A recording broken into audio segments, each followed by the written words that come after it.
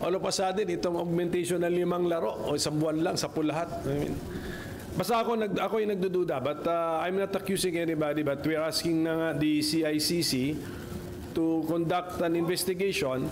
Precisely, hindi tayo rito naghahabol ng kung meron mang kriminal na wala naman talagang krimen o kriminal. Ang hinahabol natin dito is the palakasin ang pagtitiwala sa ating sa PCSO and sa mga laro ng PCSO. Sir, ano yung nakikita niyo po na possible motivation? Bakit ganon yung naging kadalas yung pagpapanalo ng Star? Tapos, ano yung likelihood na isang nakikinabang o isang... Well, I'm not making any accusation, but I'm telling you, I have my doubts.